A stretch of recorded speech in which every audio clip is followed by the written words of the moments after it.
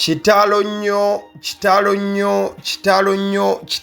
nnyini ddala eri bannayuganda bonna, abantu abagoberera music industry y'eggwanga lino erya Uganda n'abantu abanyumirwa omuziki na byonna ebigutambuliramu. Omukyala amanyiddwa nga Olivia Mildred Namubiru oba abangi gwe baatuuma erinnya lya Olisha M, akawungeezi k'olunaku olwaleero ng'ennaku z'omwezi 24 Oktoba omwaka 2025, amawulire gakakasiddwa okuva mu nsonda ezeesigika wamu n'abantu abalinaanye omukyalo ono Olisha M nti afudde, era nti avudde mu bulamu obw'ensi eno. Olisha M nkugambye nti amannya ge ag'obuzaale bwe yazaalibwa yatuumibwa Olivia Mildred Namubiru, kati lyerinnya lyabadde yasirisa n'aba nga yeeyita Olisha M, M nge standing for Mildred erinnya lye. Enfa y'omuyimbi ono kigambibwa oba okusinziira ku mawulire agavaayo nti omuyimbi ono abadde addusibwa mu ddwaliro e Mengo asobole okuba nga azaala, but tasobodde. Olutalo lw'abakyala lwe lwandiba nti lukomekkereza obulamu bwe.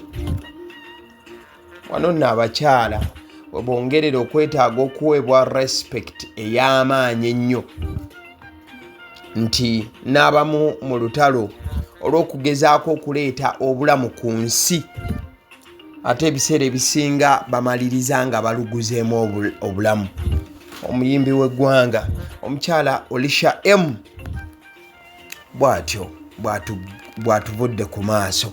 Omukyala ono abadde amaze ebbanga lyabadde amaze ng'ali lubuto, abadde nga aflawuntinga nnyo ebifaananyi by'olubuto lwe oba gyoyinza okuyita baby bump, era ng'ebiseera ebimu here and there updating abawagizi be ku biki ebiri mu kugenda maaso mu bulamu bwe wano na wali, era ng'abadde yeesunga bitya okubeera nti Mukama agenda kumwongera ezzadde okwerigatta kweri eddala ly'abadde alina. In fact ku video eno ngenda kubanga nkulagako ku mwami wa Olisha M, then nkulageko ne ku baana balese emabega mu bulumi obw'amaanyi, era famire ye wamu n'ennyumba yatandise dde okubeera nti eyaziirana oluvannyuma lw'okubeera nti omukyala agenze ate era mukadde ke kamu maama agenze, abamu bamuyita sister.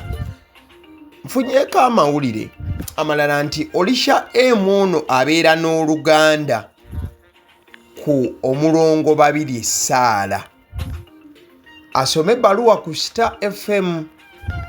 Olisha M ono babeera baluganda, and that is yet to be proven, but kigambibwa nti Olisha M ye n'omulongo 2 Saala owa radio ya Star FM mumanyi bulungi omukyalo oyo omusomi w'ebbaluwa nti balina oluganda ddala. So Olisha M avudde mu bulamu obw'ensi eno. Kati nno bangi Olisha M babadde erinnya baliwulira nga naye music tebamumanyi, ate bangi music babadde bamumanyi naye ng'ate erinnya Olisha M tebalimanyi, anti kibadde mu line za mirundi ebiri. Oli ng'anyumirwa nnyo music we wabula nga tamanyi linnya lya muyimbi gwasinga kunyumirwa, oba oli ng'erinnya alimanyi nnyo naye ng'ate tasobola kubanga agatta artist wamu ne music we. Kati kansooke nkuyityemu ku buyimba obwanguwa. Olisha M ono emyezi gibadde ng'etaano emabega abadde alina akayimba ke yayimba ne David Lutalo, oba akayimba ako mukajjukira bakayita Gwenjagala. It was a nice jam. Kale katusooke tugende wano. Olisha M agenze okuva mu bulamu obw'ensi eno ng'omwaka oguwedde ogwa 2024 bakoze omukolo ogw'okwanjula era nga yayanjulidde bakadde be mu butongole omwami. Kino kyekifaananyi byebimu oba kino kyekimu ku bifaananyi ebyakubibwa ku lunaku lwe baalina omukolo. Olisha M abadde ayagala nnyo baawe nga gyenkomeza. Kibadde nga kizibu nnyo ennaku 2-3 okuyitawo nga tolabe ku bifaananyi bya mwami wa Olisha M ku mikutu gye emigattabantu. In fact, waliwoko era still mu 2024 okubuzaabuzibwa oba Olisha M yali akoze mukolo oba yali akoze video. But mu kino kyonna yafulumya n'oluyimba olwali lumanyiddwa nga wakinkoledde. Yes, in fact yali July wa 2024 bafulumizaako ne video y'oluyimba olumanyiddwa nga wakinkoledde. But oyo gw'omulaba ali naye ye bbaawe era bwe babadde batambuza obulamu era ng'amwagala ebitenkanika. Nkugambe nti Olisha M abadde nga apostinga nnyo bbaawe ng'era obulamu bwe aburotatingira nnyo ku mwami ono nga buli dakika 2 abawaayoko ka snap, buli dakika 2 abagamba nti mulabe ku kyebbeeyi kyange. So mbadde kugamba nti omwaka gwa 2024 bano we bagendera mu maaso n'okuba nti bakola omukolo ogw'okukyalo ogwali omulungi ennyo era ne bongera okuba nti no basitampinga omukwano gwabwe, ne bongera okubeera nti bagunyweza ne sekunyweza yenna. In fact omwami ono tebakomye bambi kubeera bubeezi nti nno amulaga mu bantu nti beeyagala nti bakola ki. Babadde nga bagenda ku holidays ez'enjawulo lwe babadde nga bafunamuko akadde akali free. Wabula ate ababiri bano babadde tebakoma kubeera nti bagenda ku holidays zino n'okubeera nti banyumirwa nnyo obulamu. Babadde balina famire eteredde obulungi ennyo era enyweredde awamu. In fact kati Olisha M okubeera nga agenze kiba kitegeeza alese famire mu maziga ag'ekika ekyawaggulu. So ene badde famire y'abantu 4. Kati Olisha M mu lutalo lwabaddeko Olisha M agenze okufa, mukazi wattu ng'ali mu lutalo olugattako famire member ow'okutaano abadde ye n'omwami then n'abaana 2. So luno olubuto lwabadde Olisha M alina lwe lubadde lugenda okubanga luweza omwana omulala, wabula olutalo lw'abakyala terumuganyiza kubeera ng'alaba olunaku olw'enkya. Omukyala amanyiddwa nga Olisha M. In fact omukyala ono abadde nga naye atera nnyo okufulumya ebifaananyi eby'enjawulo, yogera ku his Independence Day photos ezo. Abadde mukyala wa fashion nnyo but ate ng'ali talented nnyo. Omuziki abadde aguyimba bya ddala si byakuyiyiriza.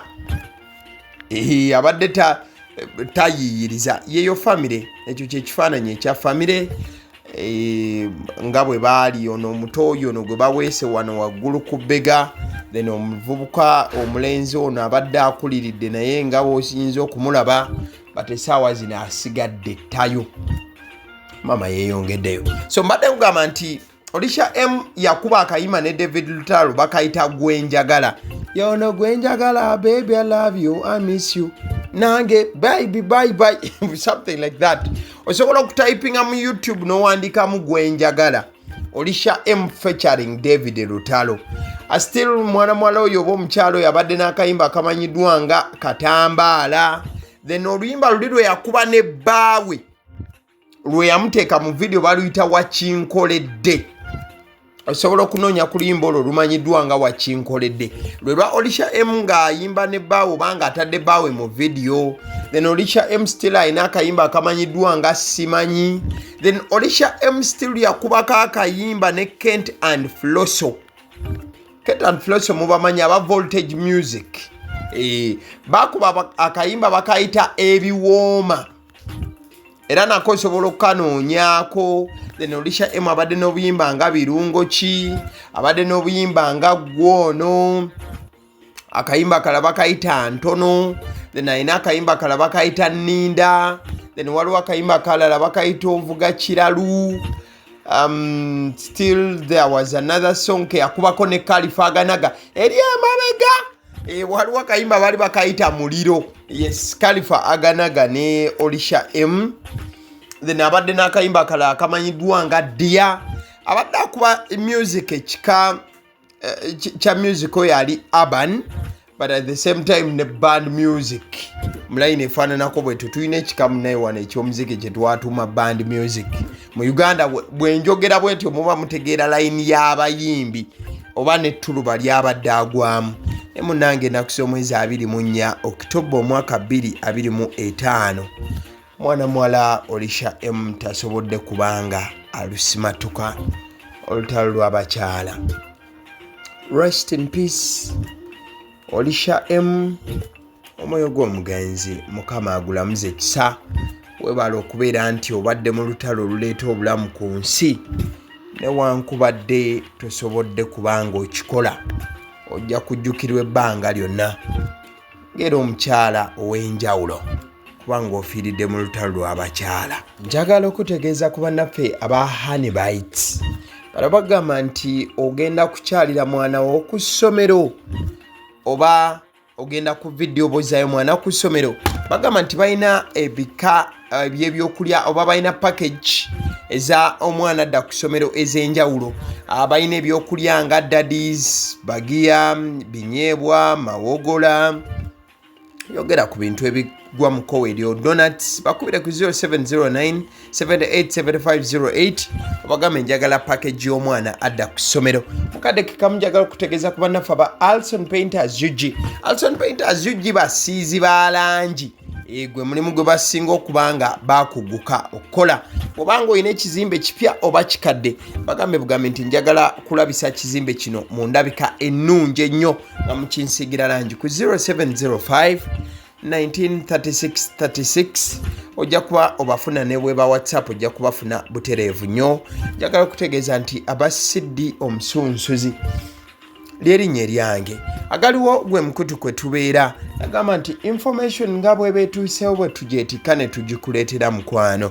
Tetugattamu kintu kyonna yadde okubaako ne kyettolamu. Nabwe ekito kyolina okuba nga okola kyangu nnyo kya kulikinga vidiyo eno, commentinga, weereza obubaka family ya Olisha M avudde mu bulamu obw'ensi eno. Ommula mirembe Olisha M.